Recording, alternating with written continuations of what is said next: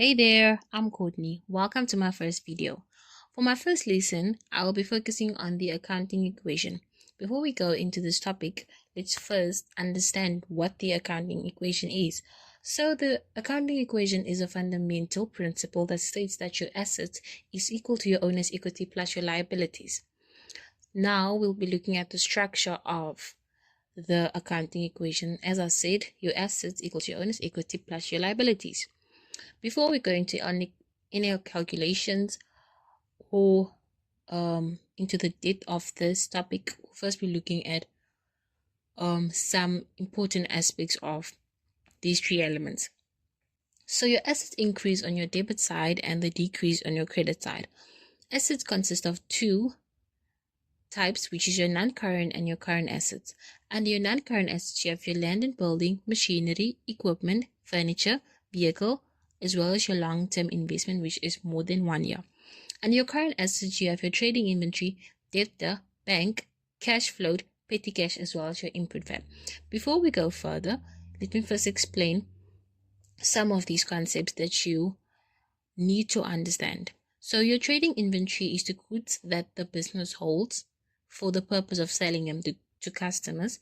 Your debtor is the customer that buys goods and services on credit, which means that they owe the business.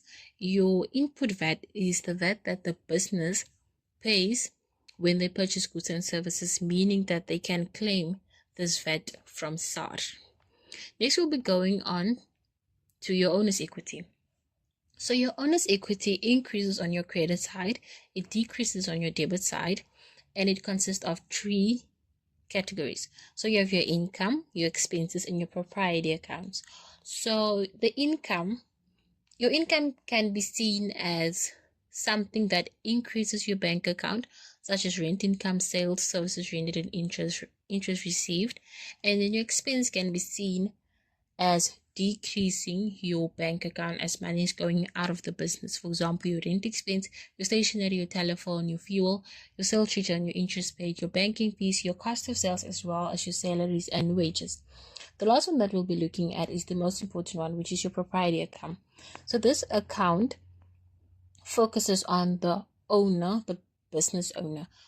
For example, if we look at the capital is the contributions of the owner to the business, which can be in the form of money, vehicles, as well as equipment. Next, we'll be looking at the drawings. So drawings is when the business owner takes from the business, for example, takes money from the business for his or her own use. And then the last one that we'll be looking at is your liabilities. So in summary, your liabilities are debts to the business, which means that the business is liable to pay for them. So liabilities increase on your credit side and they decrease on your debit side. So liabilities consist of two categories as well, which is your non-current and your current liabilities. So under non-current liabilities, we have your long-term loan, which means that it's more than 1 year, and then you have your mortgage loan. And the current liabilities, we have our short-term loan, which is less than 1 year, and we have creditors, bank overdraft, as well as output VAT. I'll just explain what the creditor is. So the business is seen as a creditor when they buy goods and services on credit. For example, I own a business and I buy my stock from another business, but I don't have the cash for that. So I'll buy on credit, meaning that I owe that business. So that makes me a creditor. And then the last one that we'll be looking at is our output VAT.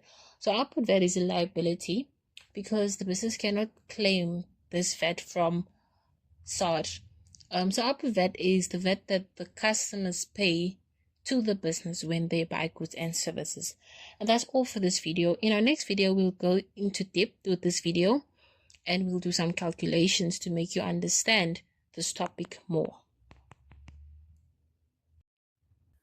Thank you for watching this video. I hope that you would like, subscribe, and turn on that notification bell so that you can be notified when I load my next video. Bye, till next time.